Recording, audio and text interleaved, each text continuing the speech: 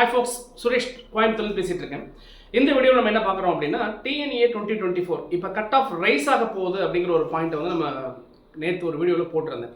இந்த cut off rice எந்த அளவுக்கு இருக்கும் அப்படிங்கிறத நம்ம டிஸ்கஸ் பண்ணும்பொழுது இந்த வருஷம் சீட்டு வந்து இன்க்ரீஸ் ஆகுது அப்படிங்கிறதும் உங்கள் எல்லாருக்குமே நல்லா தெரியும். இது எந்த அளவுக்கு இன்க்ரீஸ் ஆக போகுது அப்படின்னு பார்க்கும்போது இதுக்கான clear picture as of now இல்லை.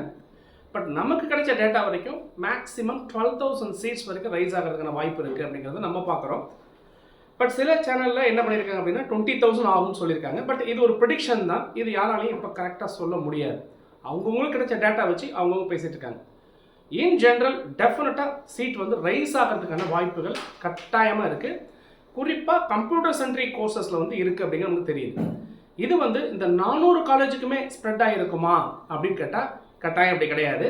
காரணம் என்னென்னா, இந்த அஃபிலியேஷன் பாடி அண்ணா யூனிவர்சிட்டிலேருந்து அஃபிலியேஷன் பாடி என்ன பண்ணியிருக்காங்கன்னா, ஒவ்வொரு கல்லூரிக்கும் சில வரைமுறைகள் வச்சுருக்கிறாங்க.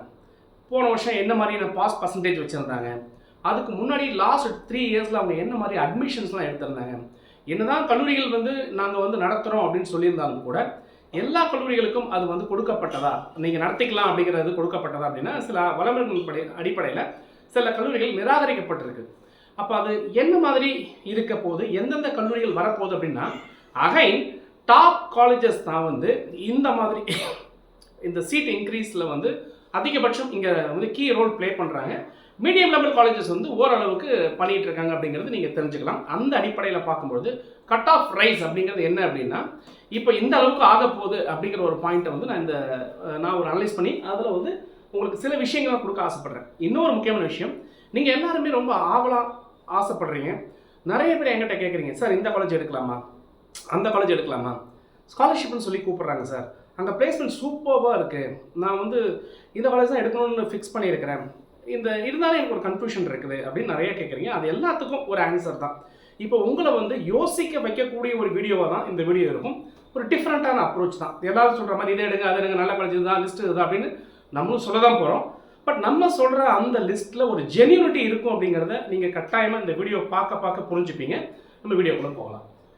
இப்போ நான் வந்து cut off analysis selection of colleges rise in cut off அப்படிங்கிற ஒரு பாயிண்ட் வந்து போட்டிருக்கேன். இந்த கட் ஆஃப் எவ்வளோ ரைஸ் ஆக போகுது அப்படின்னா 0.5லேருந்து மேக்ஸிமம் 12 ஆவரேஜாக 8 மார்க் தான் ரைஸ் ஆகும்.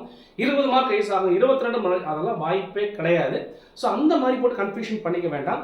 என்னுடைய ஹம்பிள் ரெக்வஸ்ட் எல்லாருக்கும் என்னென்னா, சார் எனக்கு காலேஜ் கிடைக்காதாமே, நான் 177 கட் ஆஃப் தான் வாங்கியிருக்கிறேன், நான் 145 கட் ஆஃப் தான் வாங்கியிருக்கிறேன், நான் 125 தான் சார் வாங்கியிருக்கேன், எனக்கு காலேஜே கிடைக்காதுன்னு சொல்கிறாங்க. ஒன்றுமே கிடையாது. போட்ட அத்தனை பேருக்குமே காலேஜ் கிடைக்கும், போட்ட அத்தனை பேருக்குமே நல்ல டிபார்ட்மெண்ட்ஸ் கிடைக்கும். கிட்டத்தட்ட இன்னும் சொல்ல போனால் இந்த வருஷம் ஒரு 50,000 சீட் கண்டிப்பாக வேக்கண்ட் ஆக தான் போகுது. அதை நம்ம பொறுத்திருந்து பார்க்கலாம். இப்போ பிளேஸ்மெண்ட் டிப்பு, ஆக்சுவலாக இதை நான் கண்டிப்பாக புரிஞ்சிக்க வேண்டிய ஒரு கட்டாயம் என்னென்னா, இந்த வருஷம் வந்து கம்பல்சரியாக எல்லா இடத்துலையும் பிளேஸ்மெண்ட் குறைஞ்சிருக்குங்கிறத நீங்கள் தயவுசெய்து புரிஞ்சுக்கணும். இது நம்பனாலும் சரி நம்பளும் சரி, இதுதான் உண்மை. அது எப்படி சார் நீங்கள் ஸ்டேட்மெண்ட் சொல்கிறீங்க? நான் ஒரு ஆர்டிக்கல் ரெஃபர் பண்ணேன். அந்த ஆர்டிக்கலில் 2-3 இடத்துல வந்து வெரிஃபை பண்ணியாச்சு. பிளேஸ்மெண்ட் டிப் இன் ஐஐடின்னு சொல்லக்கூடிய இந்தியாவில் தலைச்சிறந்த கல்லூரிகளிலேயே ஆவரேஜ் சேலரி என்ன நடந்திருக்கு அப்படின்னு கேட்டிங்கன்னா 12 to 15 lakhs தான் வந்திருக்குது. இவங்க நார்மலாக இவங்களுடைய இது என்னவா இருக்குன்னா 12 to 18 lakhs-ஆக இருக்கும். ஒரு ஐஐடியில் ஒரு பையன் போய் படிக்கிறான் அப்படின்னா அவனுடைய சேலரி 12லேருந்து 18 லட்சம் சராசரி இருக்கும் அப்படிங்கிறது ஒரு ஸ்டேட்மெண்ட். அப்போ அவங்க அதிகமாக எவ்வளோ சார் சம்பளம் வாங்குவாங்க அப்படின்னா 3 கோடி 4 கோடி ஆவரேஜாக ஒரு அங்கே ஆவரேஜ் சொல்ல முடியாது, 1 கோடி 2 கோடி மாதிரி தான் அதிகபட்ச சேலரி. ஐஐடியில் படிக்கக்கூடிய மாணவனுடைய அதிகபட்ச சேலரி அப்படிங்கிறது ஆண்டுக்கு 4 கோடி வரைக்கும் இருக்குங்கிறது ப்ரீவியஸ் ரெக்கார்ட், 2023க்கு முன்னாடி ரெக்கார்ட். இப்போ என்ன ஆயிடுச்சுன்னா, அந்த ஒரு 4 கோடிங்கிறதே இப்போ 1 கோடி அப்படிங்கிற மாதிரி ஆயிடுச்சு. 18 லட்சம் அப்படிங்கிறதே நீங்கள் 12 to 10 லட்சம் ஆயிடுச்சுன்னா ஐஐடியிலே டிப் இருக்குது. எவ்வளோ டிப் இருக்குன்னா 32% டிப் இருக்குது அப்படிங்கிறது வந்து ஒரு ஸ்டேட்மெண்ட் சொல்கிறாங்க. புதுசாக ஸ்டார்ட் பண்ண ஐஐடிலையுமே வந்து ஆவரேஜ் சேலரி அப்படிங்கிறது ஒரு 12 லட்சம் தான் போட்டுருக்கு. அதாவது 10லேருந்து 12 லட்சம் அப்படிங்கிறது வந்து ஆவரேஜ் சேலரி இருக்குன்னு சொல்கிறாங்க.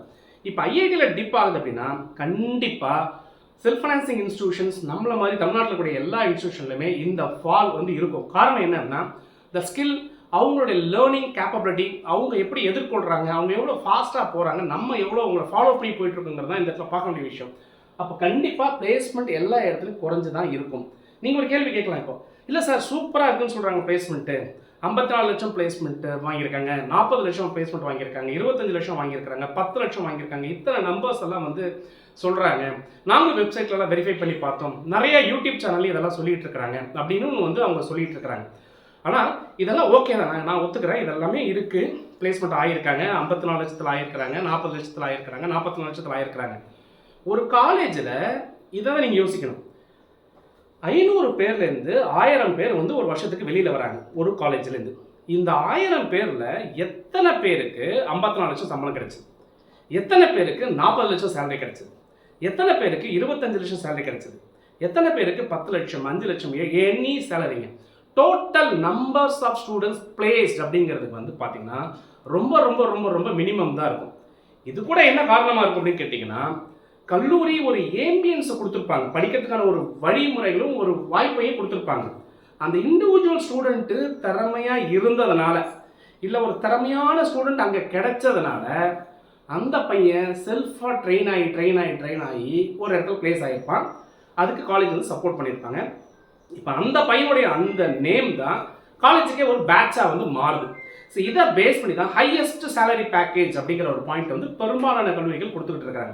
அப்போ நம்ம மாணவர்களும் சரி, பேரண்ட்ஸும் சரி, உங்களுக்கு என்ன ஆசை இருக்கும், என் பையன் அங்கே போனால் 40 லட்சம் வாங்கிடுவானான்றது ஆசை எல்லாருக்கும் வரும். ஆனால் வாங்குவானா அப்படிங்கிறத இங்கே கொஷினே. அந்த இடத்துல பிளேஸ்மெண்ட்டுக்குன்னு சில வழிமுறைகள் வச்சிருக்கிறாங்க. சில கம்பெனிகள் என்ன பண்ணுறாங்க அப்படின்னா, உள்ளே வரும்போது எனக்கு 10th 70 மார்க் வேணும், +2 70 மார்க் வேணும், அவங்க படித்த படிப்பு பிஇயில் ஃபுல்லாக 70 மார்க் வேணும்னு அங்கேயே ஸ்க்ரீன் பண்ணுவாங்க. ஸோ இந்த இடத்துல ஒரு பாயிண்ட், நம்ம இப்படி இருந்தால் என்ன பண்ணுறாங்க காலேஜெல்லாம் சூதனமாக என்ன பண்ணுறாங்கன்னா, இந்த 70 மார்க் 80 மார்க் இருக்கிற மாதிரியான ஸ்டூடெண்ட்டை மட்டுமே உள்ளே எடுக்கிறதுக்கு தான் இந்த ஸ்காலர்ஷிப் ஸ்கீம் அப்படிங்கிற ஸ்கீமை வந்து கொடுத்து ஹையர் லெவல் மார்க்கில் இருக்கிறவங்க உள்ளே கூப்பிட்டு அவங்கள ட்ரெயின் பண்ணி, அதாவது நல்லா படிக்கிறவனை படிக்க வச்சு பிளேஸ்மெண்ட் வாங்குறது அப்படிங்கிற ஒரு பாயிண்ட்டில் மூவ் பண்ணிட்டு இருக்காங்க. இதை பேஸ் பண்ணி தான் இன்னைக்கு பிளேஸ்மெண்ட் அப்படிங்கிறது நிறைய கல்லூரிகளில் சூப்பரான பிளேஸ்மெண்ட்ஸை கொடுத்துட்டு இருக்கிறாங்க. அதை நம்பி தான் நம்ம எல்லாருமே நம்ம பையனுக்கும் கிடைச்சிடும் நம்ம நம்பிக்கிட்டு இருக்கிறோம். ஆனால் நம்ம பையனுக்கு அந்த ஸ்கில்லை எடுத்துக்கக்கூடிய அந்த வாய்ப்பு கிடைக்காம போனாலோ, அந்த மைண்ட் இல்லாமல் போனாலோ, கட்டாயமாக அவருடைய சேலரி என்னவா இருக்கும்னா ஒரு 3 லட்சத்துலேருந்து அதிகபட்சம் ஒரு 5 லட்சம் வரைக்கும். இது ஒரு ஆவரேஜ் சேலரி. இன்னைக்கு இது சராசரி பெரும்பாலான கல்லூரிகள். அதை நான் எப்படி கலெக்ட் பண்ணுறேன்னா, கிட்டத்தட்ட 175 கல்லூரிகளில் இதே மாதிரியான சேலரி, அதாவது ஒரு 4 லட்சம் 3 லட்சம் அப்படிங்கிற சேலரியை எல்லாருமே கொடுக்க ஆரம்பிச்சிட்டாங்க. அப்போ எதுக்காக இதை நான் சொல்ல வரேன்னா, பிளேஸ்மெண்ட் அப்படிங்கிற பாயிண்ட் ஆஃப் வியூவில் எனக்கு ஆவரேஜாக ஒரு 3 லட்சம் இல்லை 4 லட்சம் கிடைச்சா போதும், அதாவது மாதத்துக்கு 40,000 30,000 கிடைச்சா போதும் அப்படின்னா உங்களுக்கு நிறைய கல்லூரிகள் இருக்குது, பயப்பட வேண்டிய அவசியம் இல்லை. எல்லாருமே ஃபோக்கஸ் பண்ணி சில கல்லூரிகளில் மட்டுமே போகணும் அப்படிங்கிற அவசியம் இல்லைங்கிறதுக்காக தான் இந்த point. Reduce placement in 2024 batch. அது ஏன் அப்படின்னு பார்த்தா, lack of skills and fast growth.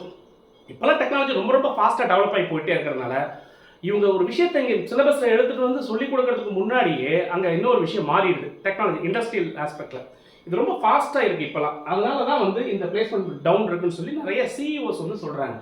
மூணாவது விஷயம், அடுத்த விஷயம் 4, இம்பேக்ட் ஆஃப் மேனுஃபேக்சரிங் செக்டார். இப்போ வளர்ந்து வரக்கூடிய இந்த காலகட்டங்களில் அது அடுத்த 4 ஆண்டு காலம் என்ன நடக்க போகுது அப்படின்னா, பொதுவாக இந்தியா ஃபுல்லாகவே வந்து மேனுஃபேக்சரிங் செக்டார் வந்து பயங்கர க்ரோத். இது இந்தியாவில் மட்டும் இல்லைங்க, உலக லெவலில் எல்லாமே மாறுது. இதில் யார் வந்து பெரிய லீடராக இருக்க போகிறாங்க அப்படின்னா, சைனா வந்து மிகப்பெரிய லீடராக இருக்க போகிறாங்க. அவங்க தான் குளோபல் மார்க்கெட்டுக்கே ஒரு த்ரெட் கொடுக்குற அளவுக்கு அவங்களுடைய வளர்ச்சி வீதம் வந்து ரொம்ப ரொம்ப அதிகமாக இருக்குது. சார் இது எப்படி சொல்கிறீங்க? IEEE அப்படின்னு ஒரு ஸ்டாண்டர்டான ஒரு ஜேர்னல் அப்படின்னு சொல்லுவாங்க. இது படிக்கிறவங்களுக்கு தெரிஞ்சிருக்கும், நம்ம மாதிரி இன்ஜினியரிங் பேக்ரவுண்ட் இருக்கும் தெரிஞ்சிருக்கும். இங்கே தான் இந்த ரிசர்ச் அப்படிங்கிற விஷயங்கள் வந்து ரொம்ப ரொம்ப நல்லா, அதாவது ரிசர்ச் அப்படிங்கிறது அடுத்த கட்ட வளர்ச்சிக்கான ஒரு கான்செப்ட் தான் ரிசர்ச்னு சொல்கிறோம். இந்த ரிசர்ச் பேப்பரை பப்ளிஷ் பண்ணுறவங்கலாம் யாருன்னு பார்த்தா அதிகபட்சம் சைனாவிலேருந்து தான் வந்து இருக்கிறதா வந்து ஒரு புள்ளிவிவரம் சொல்கிறதுனால கடந்த காலங்களில் இது வந்து அதிகபட்சம் சைனாவை இம்பாக்ட் பண்ணுது. அப்போ சைனா மிகப்பெரிய வளர்ச்சி இருக்குது, அதை தொடர்ந்து நம்ம இந்தியாவும் வளர்ச்சி அடையும் அப்படிங்கிற ஒரு பாயிண்ட்டை நோக்கி பார்க்கும்போது மேனுஃபேக்சரிங் செக்டார், அதாவது இங்கே தான் நான் சொல்கிறேன் கோர் இன்ஜினியரிங் அப்படிங்கிறதுக்கு இன்னும் அதிகமான ஒரு மார்க்கெட் இருக்குது அப்படிங்கிறதையும் நான் அந்த புக் நான் படிக்கும்பொழுது அந்த ஒரு, அதாவது எக்கனாமிக் டைம்ஸ் அப்படிங்கிற ஒரு விஷயத்தில் வந்து இந்த விஷயங்கள் பேசப்பட்டிருக்கு. சரி, நீங்கள் அதை வந்து நீங்கள் ப்ரெஃபர் பண்ணி பார்த்துக்கலாம்.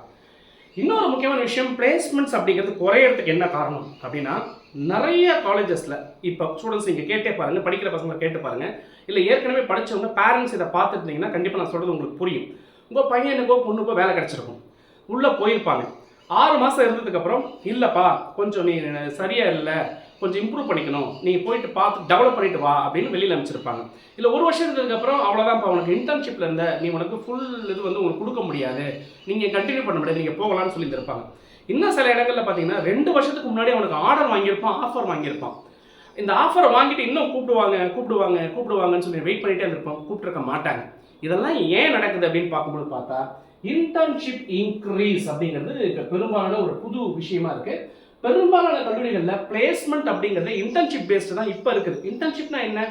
படிக்கும் பொழுதே நம்ம எல்லாரும் சொல்லுவாங்க, விளம்பரத்தில் எப்படி சொல்லுவாங்கன்னா 2ஆம் ஆண்டு படிக்கின்ற பொழுதே 80,000 சம்பளம், 3ஆம் ஆண்டு படிக்கின்ற பொழுதே 1,00,000 சம்பளம்னு ஒரு விளம்பரம் கூட நீங்கள் பார்ப்பீங்க. நிறைய கல்லூரிகள் அதை பண்ணுவாங்க. என்ன அப்படின்னா அவன் செகண்ட் இயர் தேர்ட் இயர் படிக்கும்போது சீப் லேபர்ஸ், அவங்ககிட்ட திறன் இருக்கு, அந்த திறனுக்காக அவனை உள்ளே கூப்பிடுறாங்க, அவனுக்கு ஒரு பேமெண்ட்டை கொடுத்து ஒரு ப்ராஜெக்டை செய்ய வச்சு அந்த ப்ராஜெக்ட் முடிச்ச உடனே கழட்டி விட்டுருவாங்க. ஒருவேளை அந்த ப்ராஜெக்டில் ரொம்ப ரத்தன சுருக்கமாக சொல்லணும், மிகப்பெரிய ஒரு நல்ல ஒரு ஸ்டூடெண்ட் சூப்பராக இருக்கான், அவன் செலக்ட் நமக்கு வந்து நல்லா வருவான் அப்படின்னா அவனை மட்டும் பிக் பண்ணிட்டு மிச்சம் அளவு 10 பேர் என்டன் கூப்பிட்டாங்கன்னா ஒருத்தன் உள்ளே இருக்கிறதே கஷ்டம், மிச்சம் 9 பேர் வெளியில் அனுப்பப்படுவாங்க. ஸோ இதுதான் இன்றைக்கி நடந்துகிட்டு இருக்குது. சார் இன்னொரு கேள்வி கேட்கலாம், சார் 10 பேருமே சூப்பராக இருக்காங்களா அப்படின்னா 10 பேருமே சூப்பராக இருந்தாலும் அவனுக்கு ப்ராஜெக்ட் இருக்கணுன்ற இன்னொரு பாயிண்ட் இருக்கிறதுனால ஏதோ சில காரணங்களை காட்டி வெளியில் கொண்டு வரதுக்கான வாய்ப்புகள் நிறையா இருக்குது. ஸோ இந்த இன்டர்ன்ஷிப் ரைஸ் அப்படிங்கிறது அதிகமாக இருக்கிறதுனால பிளேஸ்மெண்ட் டிப் ஆகுது. அப்போ பிளேஸ்மெண்ட்டுக்கு எடுக்கக்கூடிய விஷயங்கள் குறையுது, ஏன்னா அவனை இன்டர்னாக எடுத்துக்கிறான். இதனால் கம்பெனியில் ரெகுலராக ஒர்க் பண்ணுறவங்களே லே ஆஃப் கொடுக்க வேண்டிய கட்டாயம் இருக்குது. அதிகபட்ச சம்பளத்தில் இருக்கக்கூடியவன் வந்து நீ எதுக்கு இப்போ உட்காந்துருக்கிற காலையில் நான் ஒரு இன்டர்ன் வச்சு முடிச்சுக்கிறேன், அதாவது அப்பர்டிஸ் வச்சு நான் முடிச்சுக்கிறேன், நீ போய்க்கோ அப்படின்னு வெளியில் லே ஆஃபும் நடந்துகிட்டு இருக்குது. ஸோ இதுதான் வந்து இந்த பிளேஸ்மெண்ட் குறையிறதுக்கான இன்னொரு காரணமாகவும் இருக்குன்னு சொல்லி இன்டர்ன்ஷிப் ரைஸ். இந்த பெரும்பாலான கல்லூரிகளில் பிளேஸ்மெண்ட் பேசப்படுறது எல்லாமே அதிகபட்சம் இன்டர்ன்ஸாகவும் இருக்கும் அப்படிங்கிறது நீங்கள் வந்து கொஞ்சம் தெரிஞ்சுக்கணும். அப்போ இன்டர்ன்ஷிப் அப்படிங்கிறது வந்து இங்கே பிளேஸ்மெண்ட் எடுத்துக்க முடியாது, தற்காலிகமாக அவனுக்கு சம்பாதிக்கிறதுக்கான ஒரு வழி. ஒருவேளை நல்லா இருந்திருந்தாங்கன்னா அவர் கண்டிப்பாக ஜெயிப்பார் அப்படிங்கிற ஒரு பாயிண்ட்.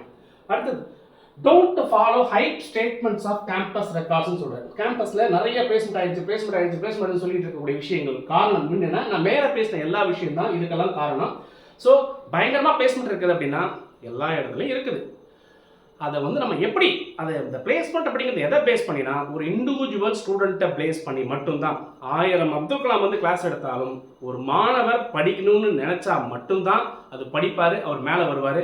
ஆனால் அப்துல் கலாம் மாதிரியான ஆசிரியர்கள் வேணும், அந்த இடம் வந்து அமையணும். அதுக்கு தான் பெஸ்ட் காலேஜஸ் அதை நோக்கி பயணிக்கிறாங்களா, அட்வான்ஸ்டு டெக்னாலஜி நோக்கி பயணிக்கிறாங்களா அப்படிங்கிற இடத்துக்கு தான் காலேஜ் செலெக்ஷன்ஸ். அதனால தான் சொல்லியிருக்கேன், ஒரு காலேஜ் நல்ல காலேஜ் அப்படின்னு நீங்கள் முடிவு பண்ணிட்டீங்க. எங்களை மாதிரி யூடியூபர் 1000 பேர் பேசுறதை வச்சு அந்த அண்ணா பேசுகிறாங்க, இந்த அக்கா பேசுகிறாங்க, அந்த மாமா பேசுகிறாங்க, இல்லை என்ன மாதிரி பூமர் அங்கிள் பேசுகிறாங்க நீங்கள் நினச்சாலும் சரி, ஒரு காலேஜை கம்ஃபர்டபுளாக நீங்கள் செலக்ட் பண்ணணும் அப்படின்னா நோ ஹைட் ஸ்டேட்மெண்ட்ஸ், பில்டிங் சூப்பராக இருக்குன்றத வச்சோ, நிறைய ஸ்காலர்ஷிப் கொடுக்குறாங்கிறத வச்சோ, பயங்கரமாக பிளேஸ்மெண்ட் கொடுக்குறாங்கிறத வச்சோ நீங்கள் எடுத்தீங்க அப்படின்னா கட்டாயமாக உங்களால் தனிப்பட்ட முறையில் மேலே வர முடியும்னா எடுக்கலாம். ஜஸ்ட் லைட்டாக காலேஜ் என்ன காப்பாற்றி விட்டுருவாங்கன்னு நினச்சிங்கன்னா ஐம் சாரி. ஃபேக்கல்ட்டி ரொம்ப ரொம்ப ரொம்ப ரொம்ப நல்லா இருக்கிறது தான் ஃபஸ்ட்டு பாயிண்ட்டு. லேப் ஸ்ட்ரக்சர் சூப்பராக இருக்கிறது செகண்ட் பாயிண்ட்டு. இன்றைக்கி இருக்கிற ட்ரெண்டிங் ஸ்கில்ஸை அப்டேட் பண்ணிக்கிட்டே இருக்கிறாங்கிறது 3வது பாயிண்ட்டு. எக்ஸ்ட்ரா லாங்குவேஜஸ் அப்படிங்கிற விஷயங்களை சொல்லிக் கொடுப்பாங்க, செல்லெல்லாம் வச்சுருப்பாங்க, எல்லாமே இருக்கும். எத்தனை பேர் அதில் ட்ரெயின் ஆகிறாங்க, எத்தனை பேர் அதில் ஃபோக்கஸ் ஆகிறாங்கிற ஒரு முக்கியமான பாயிண்ட்டு. கேட் அப்படிங்கிற விஷயங்கள் நம்ம மறந்துட்டோம். அதாவது ஒரு இன்ஜினியர் உண்மையிலே இன்ஜினியராக இருக்கிறான்னு டெஸ்ட் பண்ணுறதுக்கு கேட்டுங்கிற ஒரு எக்ஸாமினேஷன். அது எந்த ஃபீல்டாக இருந்தாலும் சரி, ஈஸியாக இருந்தாலும் சரி, கம்ப்யூட்டர் சயின்ஸாக இருந்தாலும் சரி, கேட் எக்ஸாம் கேட் கொஸ்டினை ஒரு பையன் சால்வ் பண்ணுற அளவுக்கு தேர்ட் இயர் முடிக்கும் போது இருக்கிறானா, அதுக்கான இன்புட்ஸ் கிடைக்குதா அப்படிங்கிற ஒரு பாயிண்ட்டை பார்க்க வேண்டியிருக்கு. இதுக்கப்புறம் தான் ட்ரெண்ட். இன்றைக்கி இருக்கிற ட்ரெண்டு பயங்கரமாக ஃபார்வர்ட் ஆகி போயிட்டே இருக்கிறதுனால அந்த ட்ரெண்டிங் டெக்னாலஜி சில காலேஜஸ் என்ன பண்ணியிருக்காங்க அப்படின்னா ஃப்யூச்சர் எப்படி இருக்கும் அப்படிங்கிற பாயிண்டில் யோசித்து அதுக்கு தகுந்த மாதிரி இப்போவே சிலபஸை ட்ரெயின் பண்ணுறதும் அதுக்கு தகுந்த மாதிரி லேப் செட்டப்ஸ்லாம் பண்ணியிருக்கிறதும் உண்மையிலே ஆச்சரியப்படக்கூடிய விஷயமா தான் இருக்குது. நிறைய கேம்பஸ் நான் விசிட் பண்ணியிருக்கிறேன், நிறைய கேம்பஸ் நான் பார்த்துருக்கிறேன், நிறைய ஸ்டாஃப் கூட பேசியிருக்கிறேன், பிரின்சிபல்ஸ் கூட பேசியிருக்கேன், டீன்ஸ் கூட பேசியிருக்கிறேன், ஏன் சேர்மன் சார்ஸ்ட கூட நான் பேசியிருக்கிறேன். அப்படி பார்க்கும்போது ஒரு ப்ரொஃபஸராக இருந்ததுனால நான் 25 வருஷம் அனுபவத்தில் ஒரு இன்ஜினியரிங் காலேஜ் எப்படிலாம் இருந்தால் ஒரு பையன் ஜெயிப்பான் அப்படிங்கிறத மனப்பூர்வமாக நம்பினதுனாலையும் அந்த ஆஸ்பெக்டில் மட்டும்தான் த பெஸ்ட் காலேஜஸ் லிஸ்ட் அப்படிங்கிறத நான் கண்டிப்பாக ரவுண்ட் 1, ரவுண்ட் 2, ரவுண்ட் 3 கொடுக்க போகிறேன். இந்த லிஸ்ட்டு உங்கள் சாய்ஸில் இருந்துச்சுன்னா டெஃபினட்டாக உங்களுக்கான காலேஜ் நல்ல காலேஜாக தான் இருக்கும். இதில் எந்த பயாஸையும் கிடையாது, எந்த கமர்ஷியல் ஆஸ்பெக்ட்ஸும் கிடையாது. இதுக்கு முன்னாடி நம்ம சேனலை பார்த்து நம்மளால் பெனிஃபிட்டான பேரண்ட்ஸ் யாராவது இருந்தீங்கன்னா நான் பேசிகிட்டு இருக்கிறது கரெக்டாக உண்மையிலேயே நான் கரெக்டாக தான் கைட் பண்ணியிருக்கேன்னா உங்கள் கமெண்ட்ஸில் கொடுங்க. இல்லை நான் தப்பாக பேசியிருக்கேன் அப்படின்னா கமெண்ட்ஸில் நீங்கள் கிளின்னு கிழிச்சிக்கலாம். Wish you all the best for the bright future. தொடர்ந்து நிறைய விஷயங்கள் வருது. நம்ம சேனலில் முதல்ல பார்க்குறவங்களா இருந்தால் பிடிச்சிருந்தா சப்ஸ்கிரைப் பண்ணி ஷேர் பண்ணுங்கள். தொடர்ந்து பேச மனிதர்கள் உங்களுடன் சுரேஷ் இணையத்திலும் உங்கள் இதயத்திலும். நன்றி.